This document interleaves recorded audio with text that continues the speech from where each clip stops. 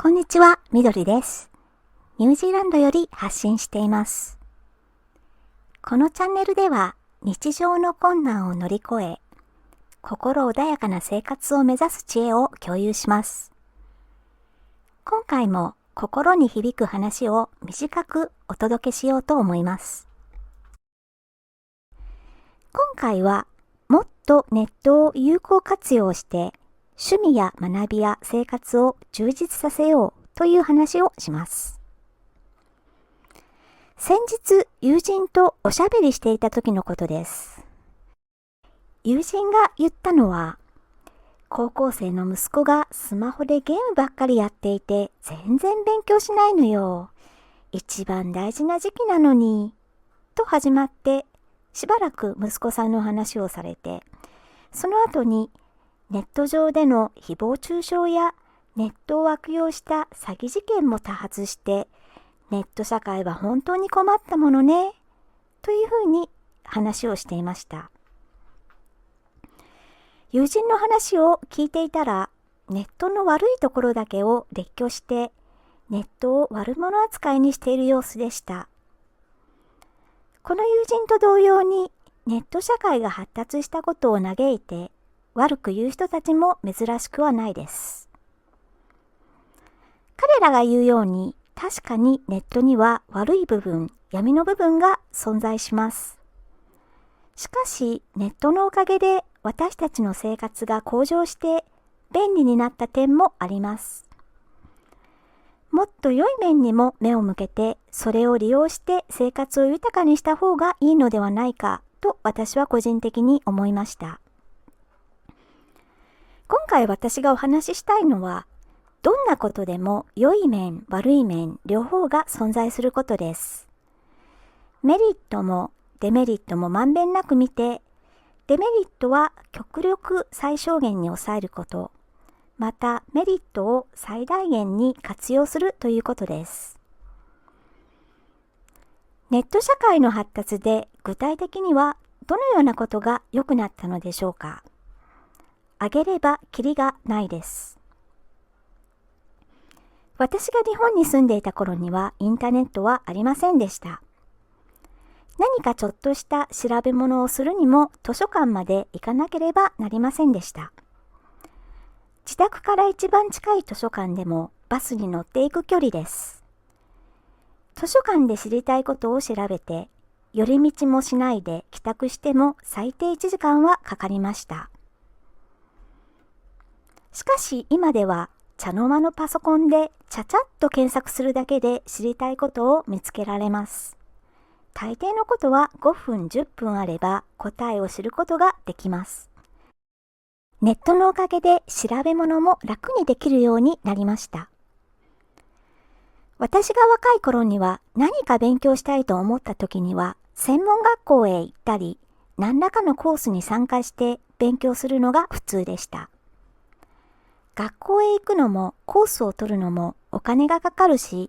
時間の面でも決まった時間に行かなきゃダメというものが多かったです。しかし今ではインターネットの接続さえあれば、いつでもどこでも好きな時に好きな分野のものを学ぶことが可能です。ネット上には様々な良い教材があり、ほとんどのものは無料で活用できます。私は英語学習に力を入れた時期がありました。その当時、通訳ガイドの専門学校へ通ったり、ネイティブスピーカーの先生に個人レッスンをお願いしたり、英語雑誌を定期的に購読したり、英語学習教材を購入したりして、英語学習のために結構お金を費やしたと思います。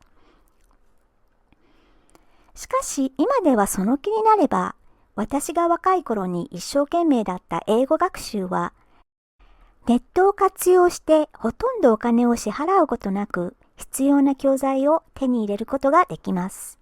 しかも自分の都合の良い時間に気軽に勉強できる環境です。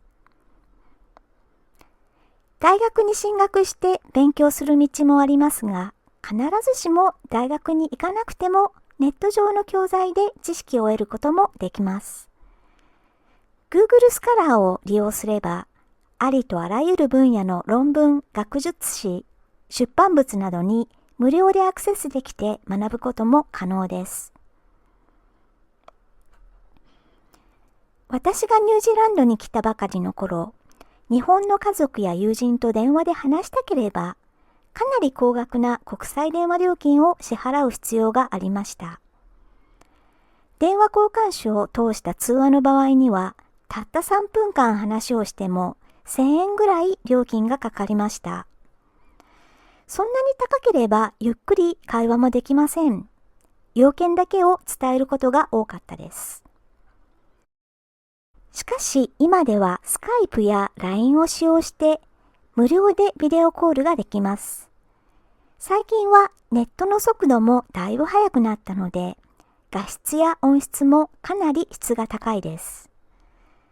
無料ならば何時間話しても大丈夫です。私が日本にいた頃には、ビデオコールは個人が気軽にできるものではありませんでした。莫大なお金がかかるので、ビデオコールをするのは海外支店があるような大企業に限られていました。外国語の意味や日本語の意味がわからなくて調べたいと思った時にも辞書や辞典に頼る必要がなくなりました。ちゃちゃっとネットで言葉の意味を調べたり、Google 翻訳で意味を確認できます。なんて便利なことでしょうか。自宅の冷蔵庫にある食材で何か気の利いたものを料理したいと思った時にも、ネット検索で料理のアイデアを教えてもらえます。料理本やレシピの雑誌を買うことなく、ネット上ですべてレシピを見ることが可能です。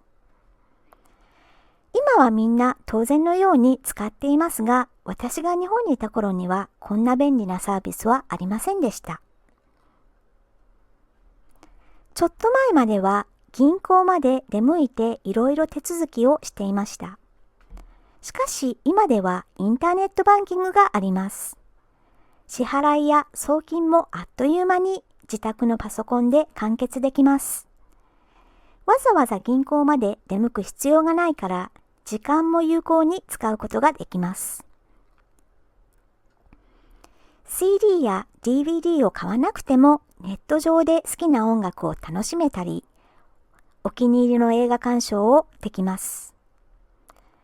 こんな便利なことも少し前には考えられませんでした。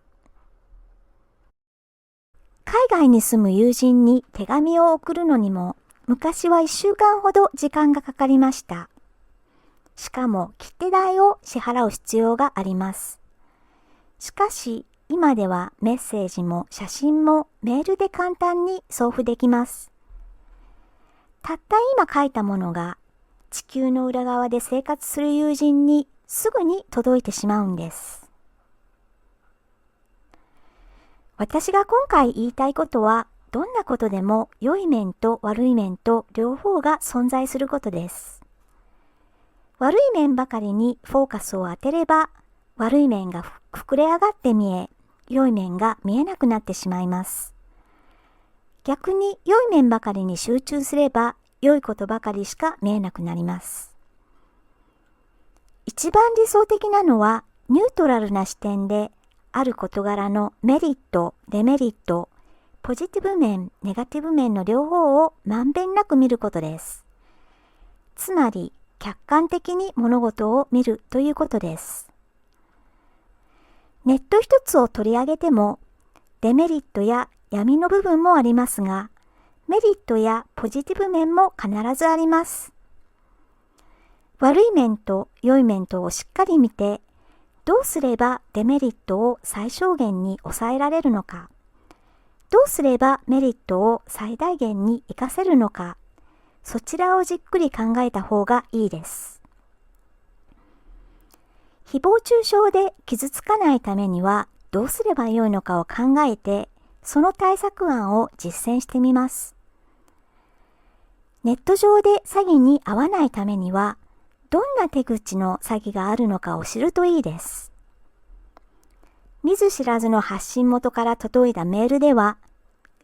絶対にリンクはクリックしないなど、気をつけるべきことを知るだけでもネットから受ける悪影響を減らすことは可能です。悪い面を最小限に抑えると同時に、良い面は積極的に利用するといいです。ネット上には有益な情報が溢れています。自分にとって役立つ情報を選び抜いて、有効活用できるよう努めて、趣味や学びや生活を充実させるといいです。